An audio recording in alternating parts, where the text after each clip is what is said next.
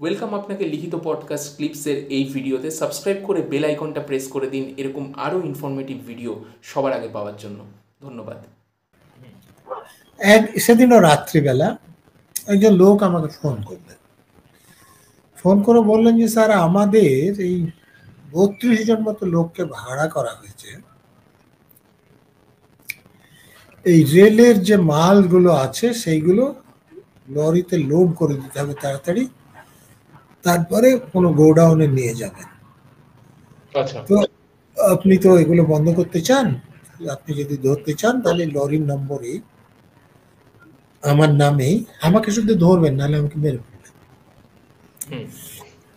তো আমি লোকজন নিয়ে একটা যে রাস্তা দিয়ে আসবে চেকপোস্ট উনি বলেছেন সেখানে গেলাম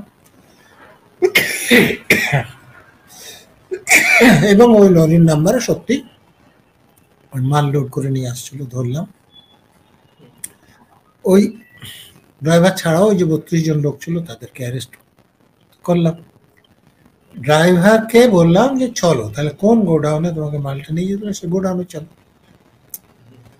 গোডাউন তো খোলা আছে, রাত্রিবেলাতে গোডাউনে গিয়ে দেখলাম, দেখে আমি অন্য লোকদেরকে ডাকলাম, দেখে ওখানে গোডাউনে যে চুরির মাল ছিল সেগুলোকে সিজ করলাম, ওদেরকে জিজ্ঞাসা করে আরো 5টা গোডাউনে ধরলাম, মানে সেই কোটিতে কোটিতে সিজ হয়ে গেল। এটা খবরের কাগজে এসেছিল খুব বড়ভাবে। আমি যেটা বলছি, ধরুন এই লোকটা নিজে তাকে ভাড়া করেছে, কিন্তু সে পেটের দায়ে এই কাজ করতে যাচ্ছে, কিন্তু সে এই চুরির কাজটাকে সমর্থন করে না, সে লোক আপনাকে সাহায্য করছে। আমি এইটাই বলতে চাইছি যে আমাদের পুলিশের লোকেরা যে এখন কোনো খবর পায় না, প্রচন্ড অসৎ না হলে এরকম হয় না।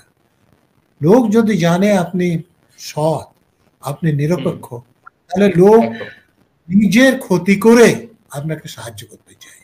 আমি আর একটা কথা বলছি যেটা আপনার সুবিধা হবে, যে পুলিশে অফিসার পিছনে লোক পড়ে যায় এখন কেন? কাঞ্চনজঙ্ঘা স্টেডিয়ামটা আমি যখন থাকি তখন তৈরি হয় এবং তখনই নেহরু গোল্ড কাপ বা এয়ারলাইন্স কাপ ওখানে হয়েছিল। এই নিয়ে প্রচুর ঘটনা আছে, আমারও কিছু ব্যাপার আছে, সেটা নিয়ে পরে আলোচনা করা যেতে পারে। আমি বলি যে সেখানে তখন ওখানে ফোর্সিনের চেম্বার্স অফ কমার্সের ওখানে নাম হচ্ছে ফেডারেশন অফ, যে নাম আছে সে ফোর্সিন বলে, ওখানে খুব পাওয়ারফুল। মানে কলকাতার পরেই ব্যবসা বাণিজ্য শিলিগুড়ির ভূমিকা আপনি জানেন। তখন নন্দভূষণ দা ছিলেন একজন নেহাত ভদ্রলোক। তো ওই ভদ্রলোককে একজন ব্যবসায়ী গিয়ে অভিযোগ করছেন, আমি যে ঘরে আছি সেখান থেকে কথাটা শোনা যায়, ওখানে আমিও কাজে গিয়েছি, যে এই অ্যাডিশনাল এসপি গাড়ি নিয়ে বেরোচ্ছিলেন, আমি রাস্তায় ছিলাম, আমাকে গাড় ধাক্কা দিয়ে রাস্তা থেকে সরিয়ে দিয়েছে, এরকম কিছু কিছু বলছে। তো নন্দভূষণ দা তখন ওকে প্রশ্ন করলেন যে এ লোকটা ঘুষ টুস খায়? তখন বলছেন না, ঘুষ খায় না। বলে এর কাছে কোনো কাজ নিয়ে গেলে করার চেষ্টা করে, অপরাধের কোনো খবর দিলে সেটা বন্ধ করার চেষ্টা করে? তুমি বলে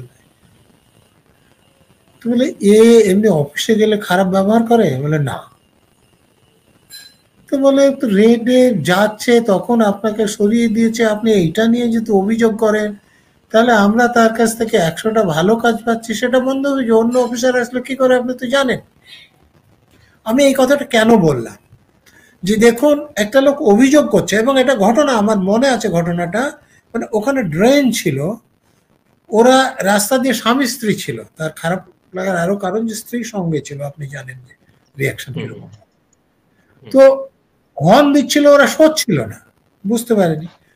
তো আমি নেমে তখন ধাক্কা দিয়ে ওই ড্রেনের ওপারে করে দিয়েছিলাম। তো সেটা তার ভালো লাগেনি, ভালো লাগার কথাও না আমি মানছি, কিন্তু যখন দাকে এ কথাটা বলছেন, নন্দভূষণ দা এটা বলছেন যে এগুলো তার আমাদেরকে ক্ষমা করতে হবে, এগুলো নিয়ে অভিযোগ করা যাবে না, তাহলে ভালো কাজগুলো আমরা পাবো না। তো আমি যেটা এটা নিয়ে বলতে চাইছি, যে আপনি যদি 10টা ভালো কাজ করেন, একটা খারাপ কাজ আপনার থেকে হয়ে গেলে, আপত্তিজনক কিছু হয়ে গেলে, লোক কিন্তু আপনাকে সমর্থন করবে, আপনার বিরুদ্ধে যাবে না। আর আপনি যখন 100টা খারাপ কাজ করবেন, ঘুষ খেয়ে কাজ করবেন, পক্ষপাতমূলক কাজ করবেন, একটা ভালো কাজ করলে লোক আপনার বিরোধিতা করবে। সম্পূর্ণ ভিডিওটি শেষ পর্যন্ত দেখার জন্য ধন্যবাদ, এবং যদি ভিডিওটি ভালো লেগে থাকে তাহলে একটা লাইক করে দিন এবং সাবস্ক্রাইব করে দিন, যাতে এরকম আরও ভিডিও আপনি সবার আগে পেতে পারেন। এবং কমেন্ট করে জানান কেমন লাগলো বা আপনার কি মতামত এই ভিডিওটা সম্পর্কে, এবং বন্ধুবান্ধব সবার সাথে শেয়ার করতেই পারেন। Thank you.